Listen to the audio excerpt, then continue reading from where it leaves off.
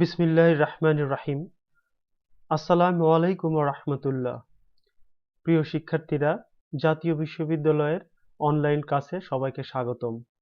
করোনাকালীন শিক্ষা কার্যক্রম চলমান রাখার স্বার্থে জাতীয় বিশ্ববিদ্যালয়ের উদ্যোগে অনলাইন ক্লাসে সংযুক্ত হতে পেরে আমি আনন্দিত। সবাইকে স্বাস্থ্যবিধি মেনে চলার আহ্বান জানাচ্ছি।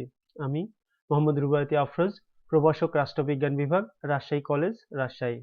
প্রিয় শিক্ষার্থীরা, আমি রাষ্ট্রবিজ্ঞান বিষয়ে পূর্ব এশিয়ার সরকার ও রাজনীতি, চীন, জাপান ও দক্ষিণ কোরিয়ার শাসন বিভাগ সম্পর্কে একটু আলোচনা করার চেষ্টা করব। প্রিয় শিক্ষার্থীরা, প্রথমেই আমরা লক্ষ্য করি শাসন বিভাগ, দ্য এক্সিকিউটিভ। আসলে শাসন বিভাগ বলতে আমরা কি বুঝি? তোমরা বাংলাদেশের পার্সপেক্টিভে লক্ষ্য করো, শাসন বিভাগ বলতে কি বোঝায়। মূলত রাষ্ট্রপতি, প্রধানমন্ত্রী এবং মন্ত্রিসভা বা ক্যাবিনেটের সমন্বয়ে কিন্তু শাসন বিভাগ পরিচালিত হয়। মূলত সরকার দলীয় লোকজনই শাসন বিভাগের মূল হর্তাকর্তা হিসেবে কাজ করে। মোট কথা, মন্ত্রিসভা, প্রধানমন্ত্রী এবং রাষ্ট্রপতির সমন্বয়ে কিন্তু শাসন বিভাগ, বাংলাদেশের শাসন বিভাগ গঠিত হয়। ঠিক অনুরূপভাবে তোমরা লক্ষ্য করো, জাপানের শাসন বিভাগ বলতে বোঝায় সম্রাট, ক্যাবিনেট বা মন্ত্রিসভা এবং প্রধানমন্ত্রী, মূলত শাসন ব্যবস্থার প্রাণকেন্দ্র। শাসন বিভাগ সরকারের একটি গুরুত্বপূর্ণ ও শক্তিশালী শাখা বা বিভাগ।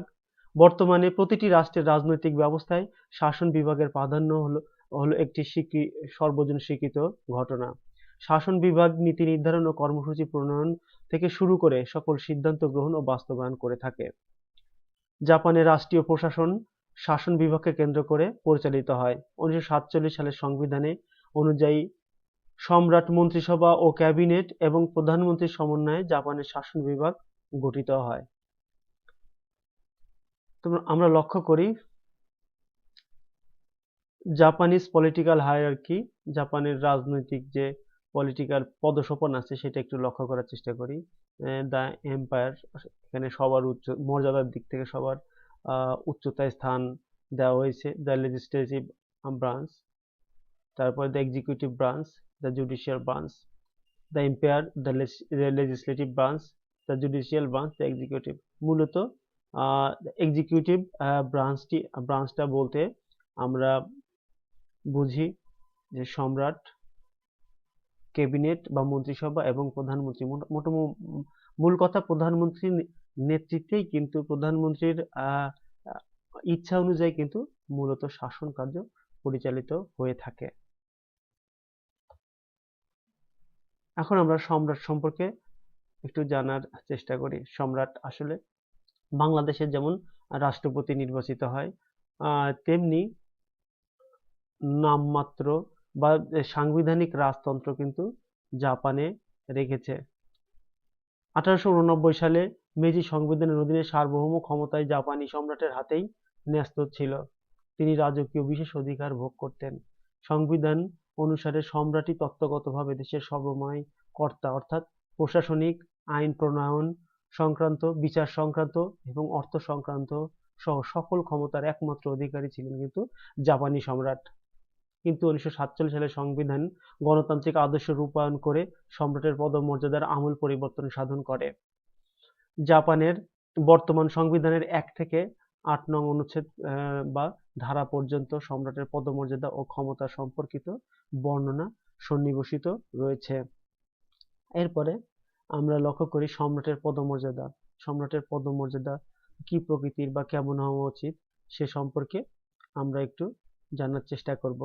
প্রিয় ছাত্রছাত্রীরা, লক্ষ্য করো, এই সংবিধানে সম্রাটের পদ বজায় রাখা হলেও তিনি আর সকল ক্ষমতার উৎস বলে গণ্য হন না। তিনি ইংল্যান্ডের রানীর মতো নিয়মতান্ত্রিক বা উপাধি সর্বোচ্চ রাষ্ট্রপ্রধানে পরিণত হয়েছেন। তিনি এখন রাষ্ট্র ও জনগণের ঐক্যের প্রতীক। সংবিধানে স্পষ্ট বিধান রয়েছে যে জনগণের ইচ্ছা হতেই তিনি তার পদমর্যাদা লাভ করেন এবং তাদের হাতেই সার্বভৌম ক্ষমতা ন্যস্ত। রাজার পদের উত্তরাধিকারের ডায়েট কর্তৃক বিধিবদ্ধ ইম্পেরিয়াল হাউস ল অনুযায়ী নির্ধারিত হয়।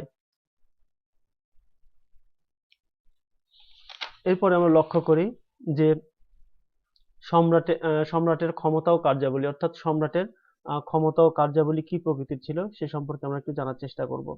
পূর্বতন সংবিধানে সম্রাটকে রাষ্ট্রীয় সমুদায় ক্ষমতার আধার করা হয়েছিল। তিনি জাপানি সাম্রাজ্যের অবিসংবাদিত কর্ণধার ছিলেন। তার ব্যক্তিত্ব ছিল যেরূপ পবিত্র, তার ক্ষমতাও ছিল তদ্রূপ অলঙ্ঘনীয়। তিনি শাসন সংক্রান্ত, আইন সংক্রান্ত, বিচার সংক্রান্ত যাবতীয় ক্ষমতার অধিকারী ছিলেন। কিন্তু নতুন সংবিধানে সম্রাটের ক্ষমতা অনেক সীমাবদ্ধ হয়ে পড়ে। সম্রাট 1947 সালে সংবিধানে নির্দেশিত রাষ্ট্রীয় কার্যাদি কেবল পালন করেননি এবং শাসন সংক্রান্ত কোনো ক্ষমতাই তার থাকবে না।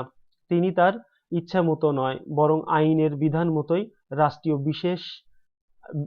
অর্থাৎ রাষ্ট্রীয় বিষয়ে তার কার্য পালনের দায়িত্ব অন্যের নিকট অর্পণ করতে পারেন।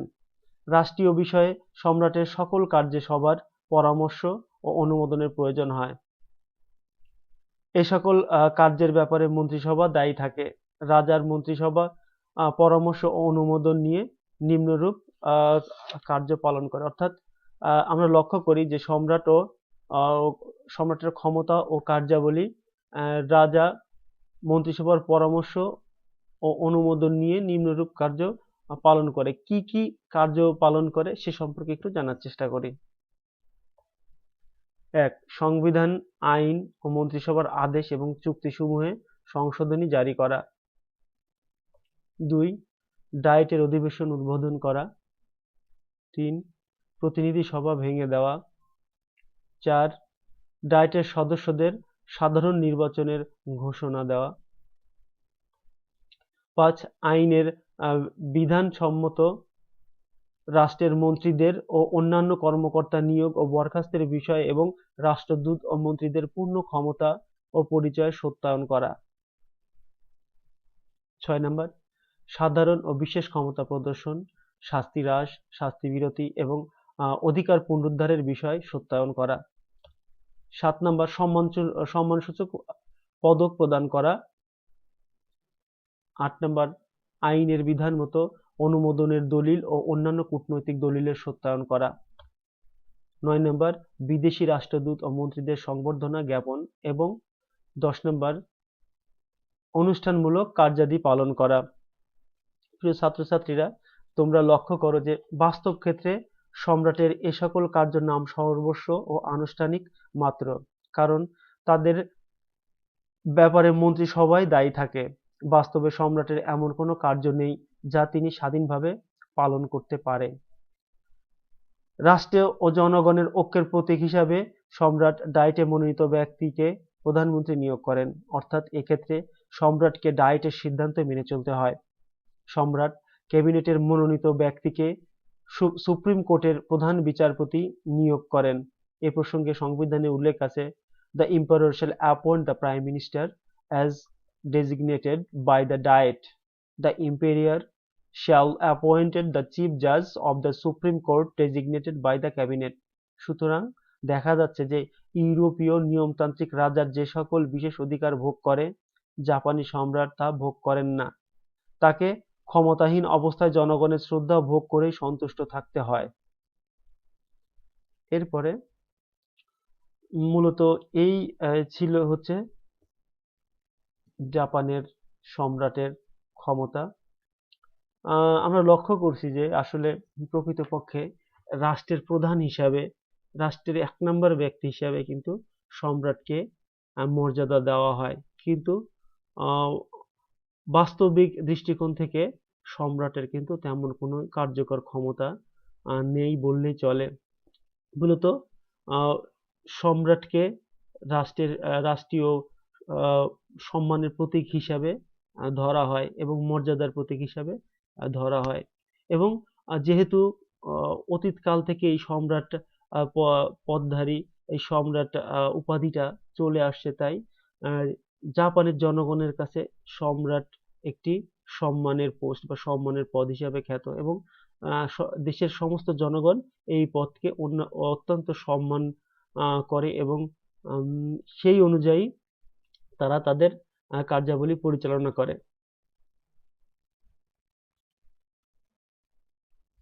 এরপরে আমরা লক্ষ্য করব মন্ত্রিসভা বা ক্যাবিনেট। রাষ্ট্রের নির্বাহী বা শাসন ক্ষমতা মন্ত্রিসভার হাতে ন্যস্ত। লক্ষ্য করো প্রিয় ছাত্রছাত্রীরা, রাষ্ট্রের নির্বাহী বা শাসন ক্ষমতা অরিজিনালি কিন্তু মন্ত্রিসভার হাতে ন্যস্ত। মোটামুটি তোমরা লক্ষ্য করো যে প্রধানমন্ত্রীর নেতৃত্বে কিন্তু মন্ত্রিসভা গঠিত হয়, প্রধানমন্ত্রীর ইচ্ছা অনুযায়ী মন্ত্রিসভা বা ক্যাবিনেট গঠিত হয়।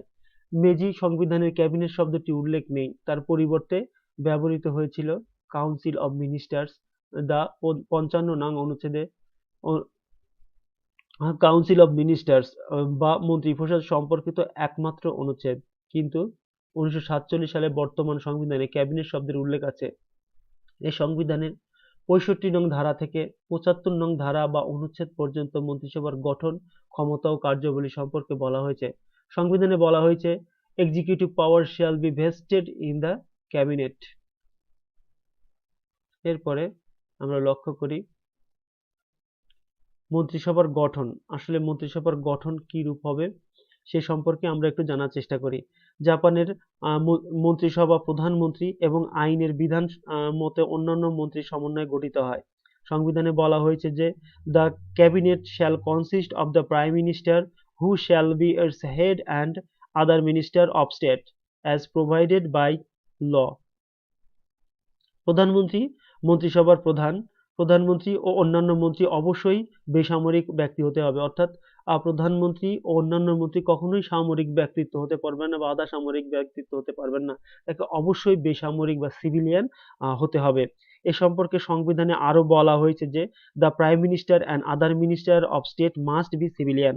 প্রধানমন্ত্রী অন্যান্য মন্ত্রী নিয়োগ করেন, তবে মন্ত্রীদের অধিকাংশ অবশ্যই ডায়েটের সদস্যের মধ্যে হতে নিয়োগ করতে হবে, অর্থাৎ ডায়েটের মধ্যে যেসব সদস্য থাকে সেসব সদস্য থেকে প্রধানমন্ত্রী নিয়োগ করার কথা বলা হয়েছে। প্রধানমন্ত্রী কর্তৃক মন্ত্রীদের নিয়োগদান করার বিষয়টি সম্রাট সত্যায়ন করেন। যখন এ প্রক্রিয়া সম্পূর্ণ হয় তখন নতুন মন্ত্রিসভা গঠিত হয়। প্রধানমন্ত্রী তার ইচ্ছা যে কোনো মন্ত্রীকে অপসারণ করতে পারে। সংবিধানের উল্লেখ আছে the prime minister shall appoint the minister of state, however a majority of their number must be choose from among the members of the diet. The prime minister may remove the ministers of state as he chosen. তো এখান থেকে স্পষ্টত বোঝা যায় যে প্রধানমন্ত্রী ইচ্ছা করলে যে কোনো মন্ত্রীকে পদচ্যুত করতে পারেন। মোট কথা তোমরা লক্ষ্য করো প্রধানমন্ত্রীর উপরই নির্ভর করে পুরা ক্যাবিনেট বা পুরা মন্ত্রিসভা বা পুরা সরকার ব্যবস্থার। যদি প্রধানমন্ত্রীর পদত্যাগ ঘটে তাহলে পুরা মন্ত্রিসভার কিন্তু পদত্যাগ ঘটবে। তাই ইচ্ছা করলেই প্রধানমন্ত্রীর বিরুদ্ধে কোনো ক্যাবিনেটের সদস্য যেতে পারে না। জাপানি সংবিধানে যৌথ দায়িত্বশীলতার নীতি স্বীকৃত হয়েছে। মন্ত্রিসভা নির্বাহী ক্ষমতা প্রয়োগের ক্ষেত্রে ডায়েটের নিকট যৌথভাবে দায়ী থাকে। সংবিধানে বলা হয়েছে যে the cabinet in the exercise of executive power shall be collectively responsible to the diet. মন্ত্রিসভা ক্ষমতায় থাকতে হলে এটিকে অবশ্যই ডায়েটের বিশেষত প্রতিনিধি সভার আস্থা ভোগ করতে হবে। যদি প্রতিনিধি সভা কোনো অনাস্থা প্রস্তাব পাশ করে তবে কোনো অবস্থাতেই কোনো আস্থা প্রস্তাব প্রত্যাখ্যান করে তা মন্ত্রিসভা একযোগে পদত্যাগ করবে। অর্থাৎ লক্ষ্য করো যদি মন্ত্রিসভা কোনো অনাস্থা প্রস্তাব পাশ করে বা কোনো আস্থা প্রস্তাব প্রত্যাখ্যান করে তাহলে মন্ত্রিসভা একযোগে পদত্যাগ করবে। যদি না 10 দিনের মধ্যে প্রতিনিধি সভা ভেঙে দেওয়া হয়, অর্থাৎ প্রতিনিধি সভা কোনো অবস্থাতেই প্রস্তাব পাশ বা কোনো অনাস্থা প্রস্তাব প্রত্যাখ্যান করার পর এ কক্ষ ভেঙে দেওয়া না হলে মন্ত্রিসভাকে একযোগে পদত্যাগ করতে হয়। প্রধানমন্ত্রীর পদ শূন্য হলে প্রতিনিধি সভা সদস্যদের সাধারণ নির্বাচনের পর ডায়েটের প্রথম অধিবেশন আহ্বান করা হলে মন্ত্রিসভা একযোগে পদত্যাগ করবে। প্রধানমন্ত্রী স্বেচ্ছামতো পদত্যাগ করতে পারেন এবং যেভাবে তিনি তার মন্ত্রিসভা পদত্যাগ ঘটাতে পারেন। এই সকল ক্ষেত্রে যাতে শূন্যতা দেখা না যায় সেজন্য নতুন প্রধানমন্ত্রী নিযুক্ত না হওয়া পর্যন্ত মন্ত্রিসভা দায়িত্ব পালন করতে পারবে আর কি। এরপরে আমরা লক্ষ্য করি মন্ত্রিসভার ক্ষমতা ও কার্যাবলী, অর্থাৎ মন্ত্রিসভা কি কি ক্ষমতা ও কার্যাবলী ভোগ করে সে সম্পর্কে আমরা একটু জানার চেষ্টা করব। প্রিয় ছাত্রছাত্রীরা লক্ষ্য করো জাপানের মন্ত্রিসভা অন্যান্য প্রশাসনিক কাজ ছাড়াও নিম্নোক্ত ক্ষমতা ও কার্যাবলী ভোগ করেন। মূলত তোমরা লক্ষ্য করো মন্ত্রিসভা বা ক্যাবিনেট শাসন বিভাগের মূল স্তম্ভ। মন্ত্রিসভা দেশের শাসন ও নির্বাহী ক্ষমতা পরিচালনা করে থাকে, আর মন্ত্রিসভার প্রধান হিসাবে প্রধানমন্ত্রী সে ক্ষমতা প্রয়োগ করে থাকেন। তাই আমরা বলতে পারি যে এই মন্ত্রিসভার ক্ষমতা ও কার্যাবলী অনেক ব্যাপক ও বিস্তৃত। মূলত এই মন্ত্রিসভা দেশের সমস্ত উন্নয়ন কর্মকাণ্ড থেকে শুরু করে নীতি নির্ধারণ সহ আইন প্রণয়ন থেকে শুরু করে, যেটা প্রত্যার্পিত আইন বলি, প্রত্যেকটা কার্যক্রমই কিন্তু এই মন্ত্রিসভা পালন করে থাকে। তো এখানে কি ধরনের মন্ত্রিসভা তার কার্যক্রম পরিচালনা করে থাকে সে সম্পর্কে আমরা অর্থাৎ মন্ত্রিসভার ক্ষমতা ও কার্যাবলী সম্পর্কে আমরা একটু নিম্নলিখিত যে কার্যাবলী উল্লেখ আছে সেগুলো একটু লক্ষ্য করি।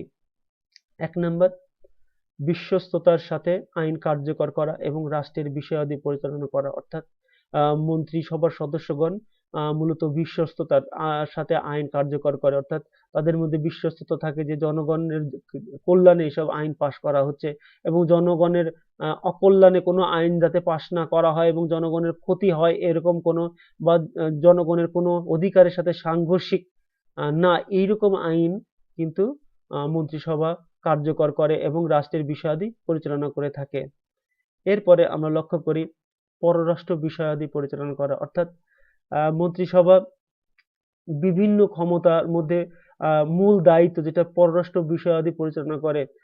মূলত এক রাষ্ট্রের সাথে আরেক রাষ্ট্রের যে সম্পর্ক তৈরি হবে, মূলত এই পররাষ্ট্র নীতির ভিত্তি করেই কিন্তু এই সম্পর্কটা তৈরি হয়। অর্থনৈতিক, সামাজিক, রাজনৈতিক, বাণিজ্যিক ইত্যাদি ধরনের বিভিন্ন রকম দ্বন্দ্ব, কলহ, বিরোধ বা ব্যবসা বাণিজ্য, আমদানি রপ্তানি ইত্যাদি বিষয়ে কিন্তু এই মন্ত্রিসভা পররাষ্ট্র বিষয় আদি পরিচালনা করে থাকে। তাই যে কোনো দেশের জন্য পররাষ্ট্র বিষয় খুব বেশি গুরুত্বপূর্ণ। জাপানের এই পররাষ্ট্র নীতির কারণে আজকে কিন্তু জাপান প্রত্যেকটা দেশের কাছে অত্যন্ত জনপ্রিয়তা লাভ করেছে। জাপান একসময় সাম্রাজ্যবাদী রাষ্ট্র ছিল। সে সে থেকে বেরিয়ে হয়ে এসে জাপান কিন্তু আজকে সভ্য রাষ্ট্রে এবং একটি শান্তিপূর্ণ রাষ্ট্রে পরিণত হয়েছে এবং বিশ্বের মধ্যে যে যতগুলো উন্নত রাষ্ট্র আছে তার মধ্যে জাপানকে কিন্তু উল্লেখ করা যেতে পারে। তারপরে আমরা লক্ষ্য করি বেসামরিক সিভিল সার্ভিস পরিচালনা করা। অর্থাৎ মন্ত্রিসভার অন্যতম ক্ষমতা ও কার্যাবলী বেসামরিক সিভিল সার্ভিস পরিচালনা করা। প্রিয় ছাত্রছাত্রীরা, তোমরা লক্ষ্য করো যে একটা দেশ পরিচালনা করতে গেলে কিছু বেসামরিক সিভিল সার্ভিস পরিচালনা করার জন্য লোকবল দরকার এবং সেজন্য কিন্তু মন্ত্রিসভা ক্ষমতা ও কার্যাবলী অর্থাৎ মন্ত্রিসভা দায়িত্ব পালন করে। সিভিল সার্ভিসের মাধ্যমেই সরকার তার দায়িত্ব এবং কর্তব্য পালন করে থাকে।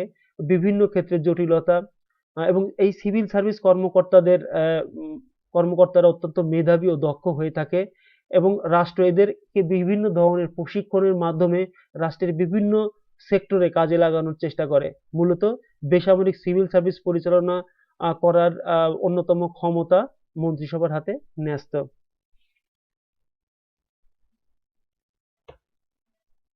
এরপরে আমরা লক্ষ্য করি বাজেট তৈরি এবং তা ডায়েটের নিকট পেশ করা। অর্থাৎ পরবর্তী বছরের জন্য কি পরিমাণে অর্থ খরচ হবে এবং আগের বছরের অর্থ ঘাটতি আছে না উদ্বৃত্ত আছে সে বিষয়ে কিন্তু মন্ত্রিসভা একটি নির্দিষ্ট বাজেট তৈরি করে। বিভিন্ন রুট লেভেল থেকে আপার লেভেল পর্যন্ত, অর্থাৎ রুরাল এরিয়া থেকে নগর শহর অঞ্চল পর্যন্ত কোথায় কি পরিমাণে টাকা ব্রিজ, কালভার্ট বা অন্যান্য খাতে কি পরিমাণে টাকা লাগবে, দেশের উন্নয়ন খাতে, অনুন্নয়ন খাতে কি পরিমাণ টাকা লাগবে, এই বাজেট কিন্তু পরবর্তী ১ বছরের জন্য মন্ত্রিসভা তৈরি করে থাকে এবং তা ডায়েটের নিকট পেশ করে থাকে। এরপরে আমরা লক্ষ্য করি মন্ত্রী পরিষদের নির্দেশাবলী প্রণয়ন করা। অর্থাৎ মন্ত্রী পরিষদের বিভিন্ন ধরনের নির্দেশাবলী প্রণয়ন এই মন্ত্রিসভা করে থাকে। অর্থাৎ মন্ত্রী পরিষদের কার্যক্রম কেমন হবে বা তারা কিভাবে দায়িত্ব পালন করবে, বিভিন্ন ধরনের নির্দেশাবলী প্রণয়ন করে কিন্তু মন্ত্রিসভা বা ক্যাবিনেট। এরপরে আমরা লক্ষ্য করি সাধারণ ক্ষমা, বিশেষ ক্ষমা, শাস্তি হ্রাস, শাস্তির বিরতি এবং অধিকার পুনরুদ্ধারের বিষয়ে সিদ্ধান্ত গ্রহণ করে কিন্তু ক্যাবিনেট বা মন্ত্রিসভা। তাই এই মন্ত্রিসভার ক্ষমতা ও কার্যাবলী অত্যন্ত ব্যাপক ও বিস্তৃত। এরপরে আমরা লক্ষ্য করি যে এখানে উল্লেখ্য যে বৈদেশিক চুক্তি সম্পাদনের ক্ষেত্রে মন্ত্রিসভা পরিস্থিতির মতো ডায়েটের পূর্ব বা পরবর্তী অনুমোদন গ্রহণ করবে। আর মন্ত্রিসভার নির্দেশাবলী প্রণয়নের সময় আইনের দ্বারা কর্তৃত্বপ্রাপ্ত না হলে এ সকল নির্দেশ শাস্তিমূলক বিধান অন্তর্ভুক্ত করতে পারে না। সংবিধানে আরও বিধান রয়েছে যে সম্রাটের সকল রাষ্ট্রীয় কার্যে মন্ত্রিসভার পরামর্শ অনুমোদন প্রয়োজন হবে। মন্ত্রিসভা প্রতিনিধি সভা ভেঙে দেওয়ার জন্য সম্রাটকে পরামর্শ দেবে, অর্থাৎ মন্ত্রিসভা প্রতিনিধি সভা ভেঙে দেওয়ার জন্য সম্রাটকে পরামর্শ দেবে এবং সম্রাট প্রতিনিধি সভা ভেঙে দেবে। মন্ত্রিসভার অন্যান্য কার্যের মধ্যে রয়েছে ডায়েটের অতিরিক্ত অধিবেশন আহ্বান ও পরামর্শদাতা সভা, জরুরি অধিবেশন আহ্বান করার সিদ্ধান্ত গ্রহণ, সুপ্রিম কোর্টের প্রধান বিচারপতি মনোনীত করা এবং সুপ্রিম কোর্টের অন্য সব বিচারপতি ও বিভিন্ন অধস্তন আদালতের বিচারক নিয়োগ এবং বাজেটের অদৃষ্টপূর্ব ঘাটতির জন্য সংরক্ষিত তহবিল হতে অর্থ ব্যয়ের ক্ষমতা দান। তাছাড়া মন্ত্রিসভাকে অবশ্যই বোর্ড অব অডিটরসকে রিপোর্ট সহ রাষ্ট্রের আয় ব্যয় চূড়ান্ত হিসাব ডায়েটের নিকট পেশ করতে হয়। মন্ত্রিসভা নিয়মিতভাবে বছরে অন্তত একবার জাতির আর্থিক পরিস্থিতি সম্পর্কে ডায়েট ও জনগণের নিকট রিপোর্ট পেশ করতে হয়। সুতরাং দেখা যায় যে মন্ত্রিসভা ডায়েটের নিকট দায়ী থাকে, পাশাপাশি ব্যাপক ক্ষমতা ভোগ ও বহুবিধ দায়িত্ব পালন করে থাকে। প্রিয় ছাত্রছাত্রীরা, লক্ষ্য করো যে যে কোনো দেশের যে কোনো পরিস্থিতিতে মূলত একটি শাসন বিভাগের সর্বোচ্চ ক্ষমতা ভোগ করে থাকে এই মন্ত্রিসভা বা ক্যাবিনেট। রাষ্ট্রের সকল গুরুত্বপূর্ণ সিদ্ধান্ত, বড় বড় অর্থনৈতিক কর্মকাণ্ড, বড় বড় সামাজিক কর্মকাণ্ড, দিক নির্দেশনা, শিক্ষা, স্বাস্থ্য, কৃষি প্রভৃতি বিষয়ে কিন্তু এই ক্যাবিনেট বা মন্ত্রিসভা সিদ্ধান্ত গ্রহণ করে থাকে।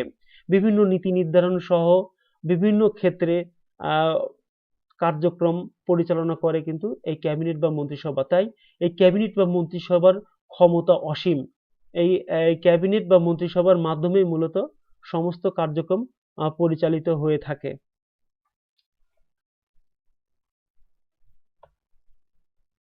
এরপরে আমরা লক্ষ্য করব প্রধানমন্ত্রী। প্রিয় ছাত্রছাত্রীরা, লক্ষ্য করো যে অন্যান্য দেশের মতো জাপানীয় প্রধানমন্ত্রী পদের ওপর বিরাট গুরুত্ব আরোপ করা হয়েছে। জাপানে ব্রিটেনের ন্যায় সংসদীয় গণতন্ত্র ও রাজতন্ত্রের মধ্যে সংমিশ্রণ ঘটেছে, ফলে সেখানে হচ্ছে নামমাত্র রাষ্ট্রপ্রধান আর প্রধানমন্ত্রী হচ্ছে জাপানের সরকার প্রধান। লক্ষ্য করো প্রিয় ছাত্রছাত্রী, এখানে কিন্তু সমস্ত ক্ষমতা ভোগ করে প্রধানমন্ত্রী। প্রধানমন্ত্রীর ইচ্ছা অনুযায়ী মূলত মন্ত্রিসভা গঠিত হয়। প্রধানমন্ত্রীর ইচ্ছা অনুযায়ী বিচারপতি প্রধান বিচারপতি নির্বাচিত হন এবং প্রধান বিচারপতি নির্বাচন প্রধানমন্ত্রীর পরামর্শক্রমে সম্রাট প্রধান বিচারপতিদের নিয়োগ করান, শপথ বাক্য পাঠ করান। তাছাড়া আরো লক্ষ্য করে যে প্রধানমন্ত্রী শুধু বিচারপতি না, রাষ্ট্রের অন্যান্য বড় বড় উচ্চপদস্থ যে সাংবিধানিক সংস্থা আছে, সাংবিধানিক পদ আছে, এসব সংস্থা বা পদে কিন্তু প্রধানমন্ত্রীর ইচ্ছা অনুযায়ী নিয়োগপ্রাপ্ত হন। এবং শুধু তাই না, রাষ্ট্রপতি শুধু নামমাত্র প্রধানমন্ত্রীর পরামর্শ অনুযায়ী তাদেরকে নিয়োগদান করান এবং প্রধানমন্ত্রীর নির্দেশের বাইরে বা প্রধানমন্ত্রীর ইচ্ছার বাইরে অন্য কোনো চিন্তা ভাবনা করার ইচ্ছা বা উপায় সম্রাটের কিন্তু রাখা হয়নি। মূলত সমস্ত ক্ষমতা কেন্দ্রীভূত হয়েছে এই প্রধানমন্ত্রীর হাতে এবং এই প্রধানমন্ত্রীকেই মূলত শাসন ব্যবস্থার প্রাণকেন্দ্র হিসাবে গণনা করা হয়ে থাকে। এরপরে আমরা লক্ষ্য করি প্রধানমন্ত্রীর মনোনয়ন, অর্থাৎ প্রধানমন্ত্রী কিভাবে মনোনীত হয় বা প্রধানমন্ত্রীর ক্ষমতা ও কার্যাবলী বিভিন্ন বিষয় উল্লেখ করা হয়েছে। তো প্রধানমন্ত্রীর মনোনয়ন সম্পর্কে আমরা একটু জানার চেষ্টা করি। ডায়েটের প্রস্তাব বলে ডায়েটের সদস্যদের মধ্যে হতে প্রধানমন্ত্রী মনোনীত হয়, অর্থাৎ ডায়েটের প্রস্তাব বলে ডায়েটের সদস্যের মধ্যে প্রধানমন্ত্রী কিন্তু মনোনীত হয়। 1947 সালের সংবিধান অনুযায়ী the prime minister shall be designated from among the members of the Diet by the resolution of the Diet. This designation shall processed all other business. সম্রাট প্রধানমন্ত্রীকে নিয়োগ দান করেন। ডায়েটের সংখ্যাগরিষ্ঠ দলের প্রধানকে প্রধানমন্ত্রী হিসেবে মনোনীত করা হয়। পূর্বে উল্লেখ করা হয়েছে প্রধানমন্ত্রী ও অন্যান্য মন্ত্রীকে অবশ্যই বেসামরিক ব্যক্তি হতে হবে। প্রধানমন্ত্রীকে যে অবশ্যই ডায়েটের নিম্নকক্ষ সদস্য হতে হবে এটা কিন্তু জাপানের কোনো সুনির্দিষ্ট বিধান নেই, জাপানের সংবিধানে কোথাও উল্লেখ নেই। তবে লক্ষ্য করা যায় যে কয়েক দশক ধরে এ দেশটায় দৃঢ় প্রতিষ্ঠিত হয়েছে যে প্রধানমন্ত্রীকে আইনসভার নিম্নকক্ষের সদস্য হতে হবে। এরপরে আমরা লক্ষ্য করি যে প্রধানমন্ত্রীর ক্ষমতা ও কার্যাবলী, অর্থাৎ প্রধানমন্ত্রী কি পরিমাণের ক্ষমতা ও কার্যাবলী ভোগ করে সে সম্পর্কে আমরা জানার চেষ্টা করব। জাপানি প্রধানমন্ত্রী শাসন বিভাগের কেন্দ্রবিন্দু হিসেবে বিরাট ক্ষমতা প্রয়োগ করে থাকেন এবং ভোগ করে থাকেন।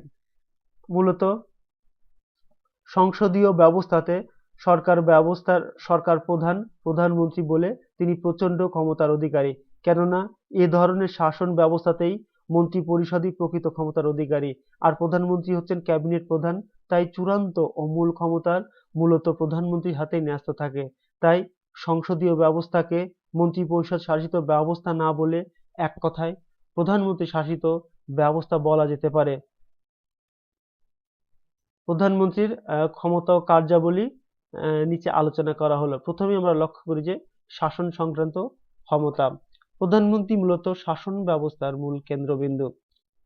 প্রধানমন্ত্রীকে ছাড়া কিন্তু শাসন ব্যবস্থা কল্পনা করা যায় না।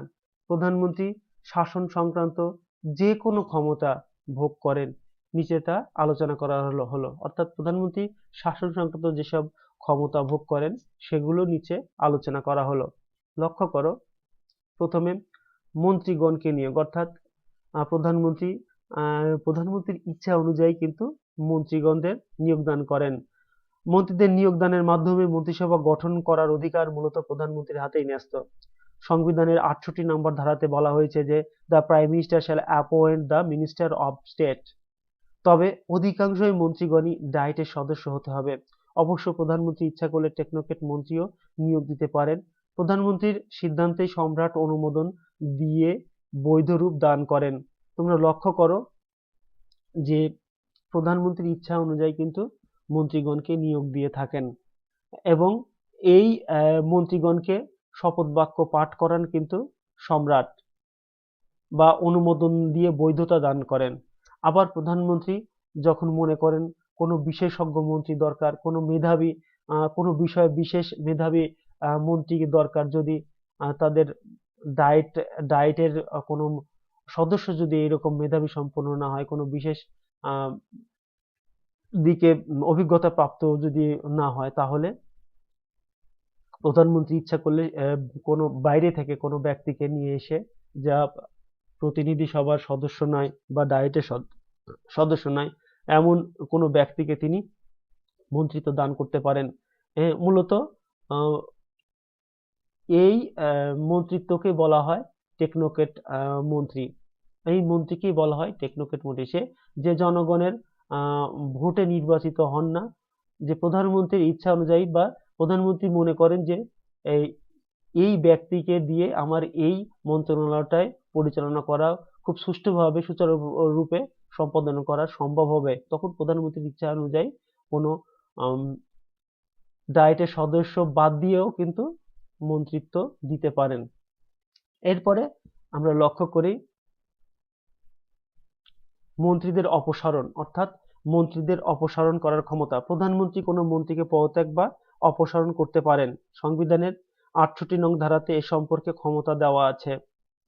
বলা হয়েছে the prime minister may remove the minister of state as he chosen, অর্থাৎ পদত্যাগ করতে রাজি না হওয়ার কোনো কারণ নেই, কেননা প্রধানমন্ত্রী তখন তাকে বরখাস্ত করতে পারেন। মন্ত্রিসভার মধ্যে একতা বজায় রাখতে এবং যৌথ দায়িত্বশীলতা বজায় রাখতেই মূলত এই ব্যবস্থা রাখা হয়েছে। অর্থাৎ মন্ত্রীদের মধ্যে যে যৌথ দায়িত্বশীলতা, একটা টিম ওয়ার্ক রাখতেই কিন্তু এই ব্যবস্থা রাখা হয়েছে, যে একটা প্রধান নেতার যে মূল বৈশিষ্ট্য, একটা প্রধানমন্ত্রীর যে বৈশিষ্ট্য সেটা পরিপূর্ণ রূপে দেওয়া হয়েছে।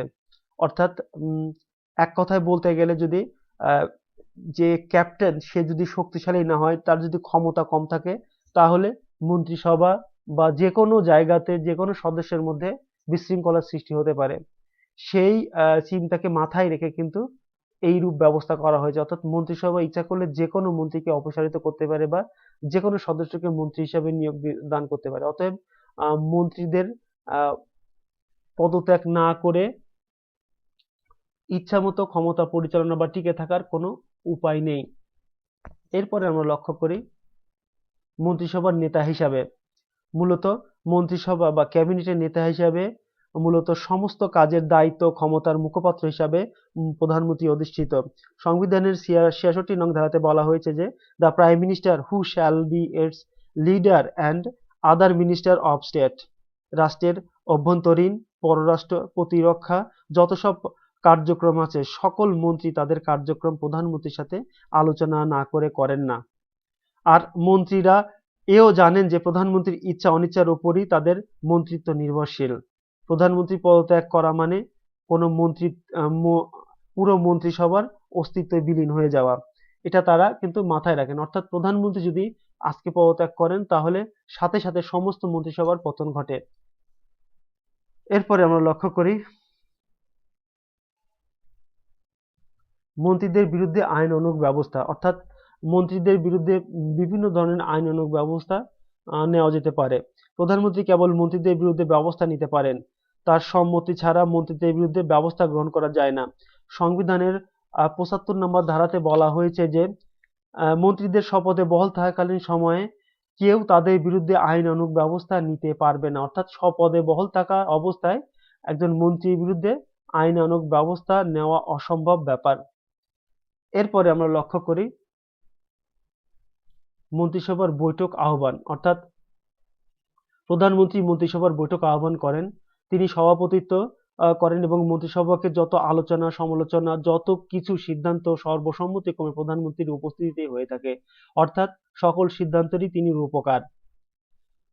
মন্ত্রী সভাতে সিদ্ধান্ত নিতে সমস্যা হলে তিনি তার মতামত সবার উপর চাপিয়ে দিতে পারেন। আর অন্য মন্ত্রীরা সাধারণত তার বিরোধিতা করে না, কেননা প্রধানমন্ত্রী ছাড়া তাদের অস্তিত্ব অর্থহীন হয়ে পড়ে। এরপরে আমরা লক্ষ্য করি প্রশাসনিক কার্য পরিচালনা। প্রধানমন্ত্রী সংশ্লিষ্ট বিভাগের ওপর সকল প্রশাসনিক আদেশ জারি করতে পারেন, এ সম্পর্কিত তার সর্বোচ্চ ক্ষমতা রয়েছে।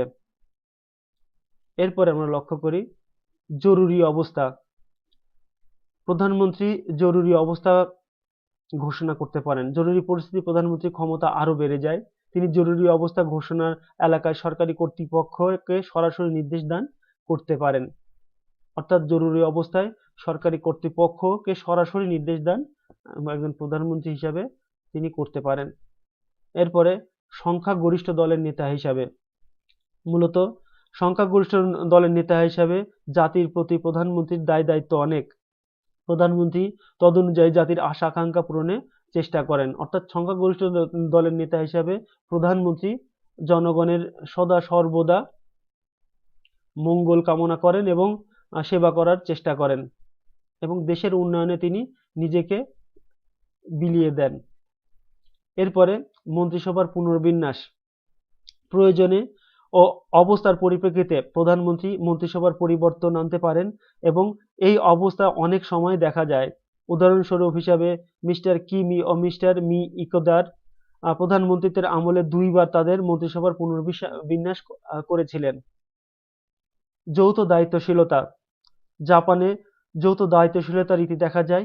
এ কারণে প্রধানমন্ত্রীর পদ শূন্য হলে সমস্ত মন্ত্রীদেরই পদত্যাগ করতে হয়, ফলে সকল মন্ত্রীদের ওপর তার নিয়ন্ত্রণ সুপ্রতিষ্ঠিত হয়। প্রিয় ছাত্রছাত্রীরা, এরপরে আমরা লক্ষ্য করি আইন সংক্রান্ত ক্ষমতা। প্রধানমন্ত্রী কতিপয় আইন সংক্রান্ত ক্ষমতা ভোগ করেন। এগুলো হলো আইন ও নির্দেশে প্রতি স্বাক্ষর। অর্থাৎ আইন ও নির্দেশের প্রতি স্বাক্ষর। প্রধানমন্ত্রী সমস্ত আইন ও মন্ত্রীদের নির্দেশে প্রতি স্বাক্ষর করেন। অর্থাৎ সমস্ত কিছুই প্রধানমন্ত্রীর দায় দায়িত্ব হয়ে থাকে। তিনি মন্ত্রিসভার সিদ্ধান্ত না হওয়া পর্যন্ত সরকারি কার্যব্যবস্থা ও প্রশাসনিক দপ্তরের নির্দেশ স্থগিত করতে পারেন। এরপরে আমরা লক্ষ্য করি ডায়েটে নির্বাচনের তারিখ নির্ধারণ। প্রধানমন্ত্রী ডায়েটে নির্বাচনের তারিখ নির্ধারণ করে থাকেন। এছাড়া ডায়েটের বৈঠকের তারিখ নির্ধারণ ও মন্ত্রিসভা প্রতিনিধি সভা ভেঙে দেওয়ার পরামর্শ দান সহ সকল সিদ্ধান্তই কিন্তু তিনি নিয়ে থাকেন। এরপরে বাজেট তৈরি ও পাস।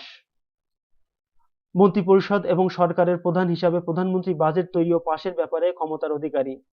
কেননা ডায়েটের বিল সমূহ তিনি উপস্থাপন করেন এবং সেই বিলের পাশের ব্যাপারে সংখ্যাগরিষ্ঠ দলের নেতা হিসাবে তার মতামত ও সিদ্ধান্তের প্রতিফলন দেখা যায়। সংবিধানের ৭৩ নম্বর ধারায় বলা আছে যে ক্যাবিনেটই মূলত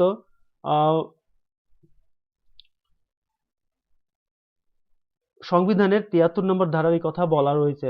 আর মন্ত্রিসভার প্রধান হিসাবে মূলত প্রধানমন্ত্রী মতামতই প্রাধান্য পায়। সংবিধানের ৮৬, ৮৭, ৯০ ও ৯১ ধারাতে অর্থ সংক্রান্ত বিষয়ে ক্যাবিনেট তথা প্রধানমন্ত্রীর গুরুত্বের কথা স্বীকার করা হয়েছে। এবার ডায়েটকে অবগত করা। শাসন বিভাগ এর প্রধান হিসাবে প্রধানমন্ত্রী, জাতীয় নেতা হিসাবে তিনি আইন বিভাগকে জাতীয় কার্যাবলী সম্পর্কে অবগত করেন। ডায়েটের অধিবেশন চলাকালীন সময় জাতীয় সমস্যা নিয়ে আইনসভায় আলোচনা করা হয়, অর্থাৎ জাতীয় বিষয়ের যে সমস্যাগুলো আছে সেই সমস্যাগুলো কিন্তু আইনসভায় আলোচনা করা হয়ে থাকে। এরপরে আমরা লক্ষ্য করি বিচার সংক্রান্ত ক্ষমতা, অর্থাৎ প্রধানমন্ত্রী কিছু বিচার সংক্রান্ত ক্ষমতাও ভোগ করে থাকেন। প্রথমে আমরা লক্ষ্য করি বিরোধে মীমাংসা করা, অর্থাৎ প্রধানমন্ত্রী বিভিন্ন ধরনের বিরোধ মীমাংসা করে থাকেন। বিভিন্ন ধরনের বিরোধ, যেমন অনেক সময় দেখা যায় যে মন্ত্রী সবার মধ্যে অথবা ব্যক্তিগতভাবে অনেক মন্ত্রীর সাথে অন্তর্দ্বন্দ্ব ও বিরোধের সৃষ্টি হয়। প্রধানমন্ত্রী নিজ দায়িত্বে এই সকল বিরোধের মীমাংসা করে দেন এবং সরকারি কার্যক্রম সুষ্ঠুভাবে পরিচালনা আর পরিবেশ সৃষ্টি করে থাকেন। এরপরে বিচারপতিদের নিয়োগ। বিচারপতিদের নিয়োগদানের মাধ্যমেই বিচার সংক্রান্ত কার্যক্রম নিয়ন্ত্রণ ও বিচার সংক্রান্ত কাজ পরিচালনা করে থাকেন। এ সম্পর্কে ৭৯ নম্বর ধারায় বলা হয়েছে। এরপরে আমরা লক্ষ্য করি অন্যান্য ক্ষমতা। প্রধানমন্ত্রীর অন্যান্য আরো যে সকল ক্ষমতা রয়েছে সেগুলো হলো আন্তর্জাতিক সম্পর্ক, অর্থাৎ আন্তর্জাতিক সম্পর্ক সম্পর্কে প্রধানমন্ত্রীর ক্ষমতা রয়েছে। চুক্তি ও সন্ধি সংক্রান্ত। প্রথমে লক্ষ্য করি আন্তর্জাতিক সম্পর্ক। সরকারের প্রধান হিসাবে পররাষ্ট্র সম্পর্ক নির্ধারণের ক্ষমতাও তার ও দলীয় আদর্শ ও ইচ্ছা অনিচ্ছার ওপর বহুলাংশে নির্ভরশীল। আন্তর্জাতিক সম্মেলন, চুক্তি ও আলোচনায় প্রধানমন্ত্রী জাপানের প্রতিনিধিত্ব করেন এবং তার বক্তব্যই সরকারি বক্তব্য হিসাবে গণ্য করা হয়। এরপর আমরা লক্ষ্য করি চুক্তি ও সন্ধিতে, অর্থাৎ সন্ধি চুক্তিতে প্রধানমন্ত্রীর সম্মতি দরকার হয়। কাজেই এক্ষেত্রে প্রধানমন্ত্রীর বিশেষ ক্ষমতা অধিকারী। আইনসভাতে এ সম্পর্কিত আইন প্রধানমন্ত্রীর অনুমোদনের দরকার হয়। এরপর আমরা লক্ষ্য করি ব্যবসা বাণিজ্য সংক্রান্ত। দেশের অর্থনীতি সচল রাখতে জাতীয় ব্যবসা বাণিজ্য সম্পর্কেও প্রধানমন্ত্রী নীতি নির্ধারণ করে থাকেন। এজন্য সংশ্লিষ্ট মন্ত্রণালয়ের সাথে তিনি পরামর্শ করে সমস্ত কাজ সম্পাদন করে থাকেন। এরপরে আমরা লক্ষ্য করি প্রিয় ছাত্রছাত্রীরা, সার্বিক দিক বিবেচনা করে দেখা যায় যে প্রধানমন্ত্রী জাপানের সর্বময় ক্ষমতার অধিকারী। সম্রাট নামমাত্র রাষ্ট্রপ্রধান, মূলত ক্ষমতার ধারক ও বাহক হচ্ছেন প্রধানমন্ত্রী। সম্রাট যত কিছুই করেন সবই প্রধানমন্ত্রীর সাথে পরামর্শ করে করেন। আর মন্ত্রী সভা তারই পছন্দ মতো লোক নিয়ে গঠিত হয়। জাপানের ক্যাবিনেট সিস্টেম, ক্যাবিনেটের প্রধান হিসাবে মূল ক্ষমতা তাই প্রধানমন্ত্রীর হাতে। এক কথায় জাপানের শাসন ব্যবস্থা সংসদীয় তথা প্রধানমন্ত্রী শাসিত ব্যবস্থার। তো প্রিয় ছাত্রছাত্রী, তোমরা লক্ষ্য করো যে জাপানের যে শাসন ব্যবস্থা, জাপানের যে শাসন ব্যবস্থার কথা বলা হয়েছে, যে শাসন ব্যবস্থায় সবচেয়ে ক্ষমতাধর বিভাগ বলতে আমরা প্রধানমন্ত্রীকে বোঝাই। এক্সিকিউটিভ যাকে বোঝাই, এক্সিকিউটিভ বা শাসন বিভাগ বলতে প্রধানমন্ত্রীর দ্বারাই কিন্তু সবকিছু পরিচালিত হয়ে থাকে। তাই তোমরা লক্ষ্য করে দেখো বাংলাদেশের শাসন বিভাগের সাথে কিন্তু জাপানের শাসন বিভাগের অনেকটাই মিল আছে। আমি এর আগেও বলেছি। তো তোমাদেরকে আমি একটাই উপদেশ দিব বা একটাই সাজেশন দিব, সেটা হচ্ছে প্রত্যেকটা জিনিস নিজেদের সাথে মিলিয়ে মিলিয়ে পড়তে হয়, তাহলে জিনিসটা মনের মধ্যে গেঁথে থাকে বা জিনিসটা পরিষ্কার হয়। বাংলাদেশের প্রধানমন্ত্রীর যেরকম ক্ষমতা, জাপানের প্রধানমন্ত্রীর সেই একই রকম ক্ষমতা। বাংলাদেশের রাষ্ট্রপতির যেরকম ক্ষমতা, জাপানের সম্রাটের সে একই রকম ক্ষমতা। বাংলাদেশের মন্ত্রিসভার যেরকম ক্ষমতা, মূলত জাপানের ক্যাবিনেট বা মন্ত্রিসভার ঠিক একই রকম ক্ষমতা। তো কিছু কিছু বিষয় লক্ষ্য করলে আমার মনে হয় পরীক্ষার খাতাতে সুন্দরভাবে লেখা যাবে এবং অনেক নাম্বার পাওয়া যাবে এবং মূলত তোমার মধ্যে যে জ্ঞানটা অর্জন করা সম্ভব হবে। প্রিয় ছাত্রছাত্রীরা, আজকের এই মূলত ক্লাস ছিল। সবাই ভালো থেকো, সুস্থ থেকো। সবাইকে ধন্যবাদ জানিয়ে আমি আমার আজকের ক্লাস এখানেই শেষ করছি। আল্লাহ হাফেজ।